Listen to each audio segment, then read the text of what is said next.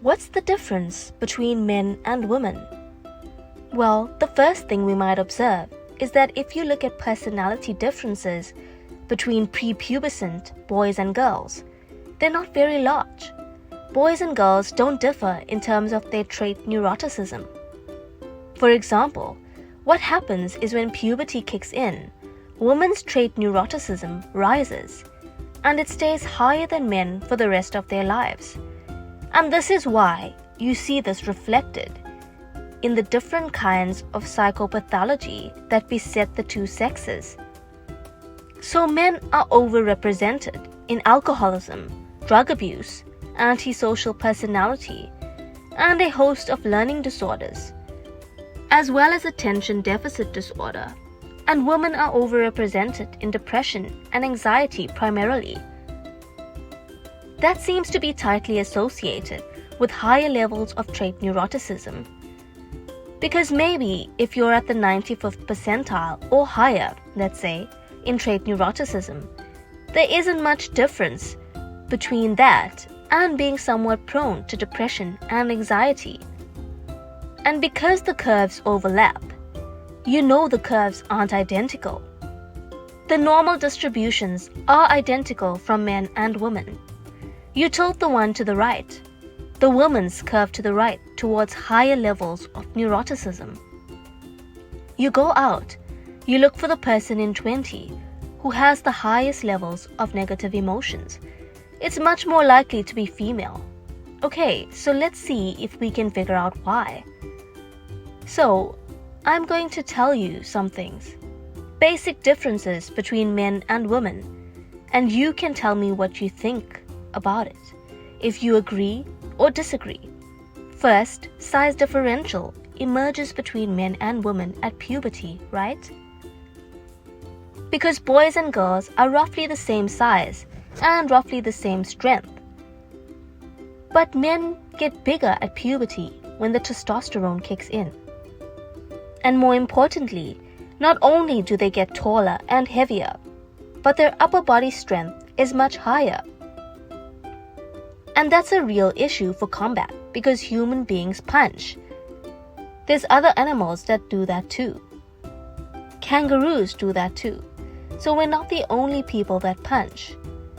But we have clubs on the end of our arms, and so that's how we defend ourselves.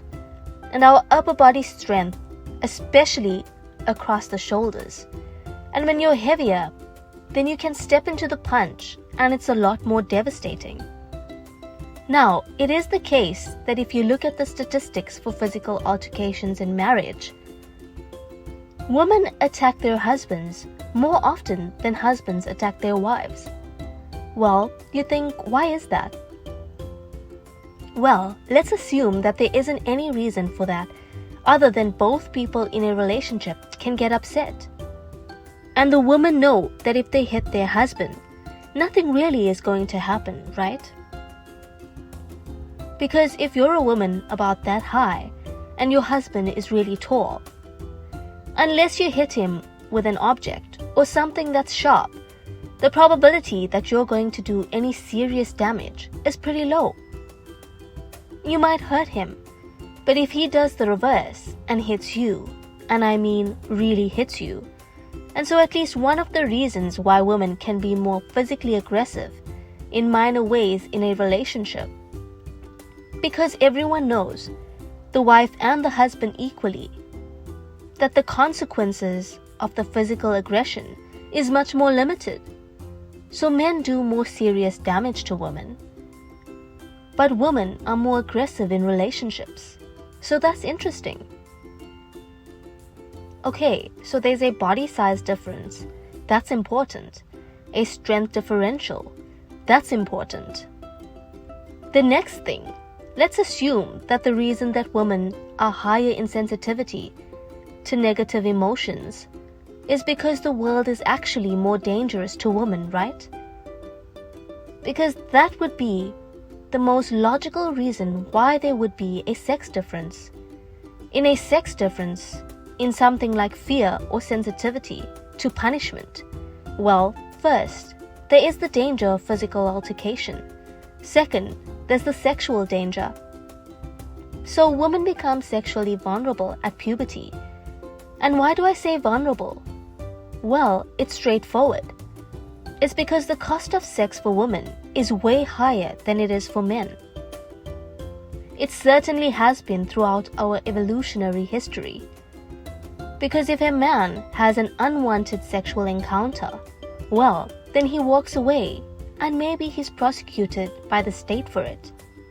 But if a woman has an unwanted, unwarranted, or incautious sexual encounter, and she ends up pregnant, well, in traditional societies, that's it. You're just done. And even in modern societies, it's a big problem no matter what you do about it.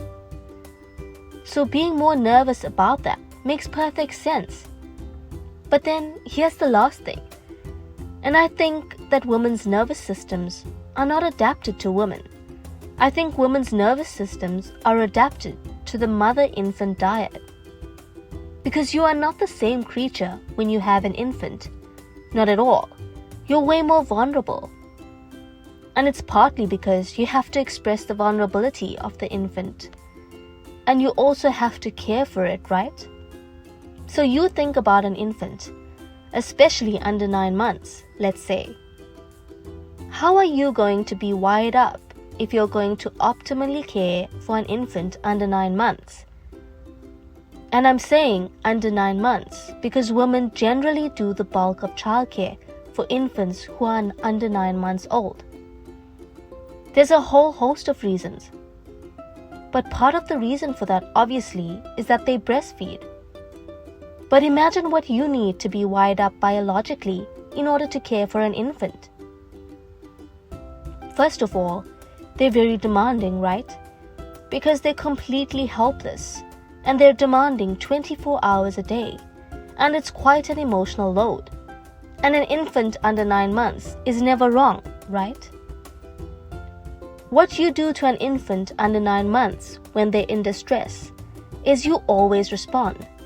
You never tell the infant, get your act together and stop whining, right? What you can do, say, to a child who is 18 months old, you can start to have the conversation. But under 9 months, it's like nothing is the infant's fault. It's surrounded in an extraordinarily threatening world. And you have to be responsive to what it needs, regardless of what you want. And you have to be very sensitive to the threats that emerge in the environment. And so I think the price that women pay for that ability to have an intimate relationship with infants in the very earliest stages of development is that their nervous systems are actually wired so that they can perform that role optimally. And the disadvantage of that is that having a temperament like that doesn't work that well when you're dealing with adult men. Especially when you're dealing with them in a business environment. Because it's not the same thing. Not at all. It's a competitive environment. So agreeable people are polite and compassionate. What are disagreeable people like? They're tough-minded, they're blunt, they're competitive. And they won't do a damn thing they don't want to do. So it isn't exactly that they're aggressive, although they will push you the hell out of the way if you're in their way. They're not volatile like you are, if you're high in neuroticism. It isn't defensive aggression. It's more like predatory aggression. It's dominance behavior. And so for someone who's highly disagreeable, they look at the world in a place which they can compete and win.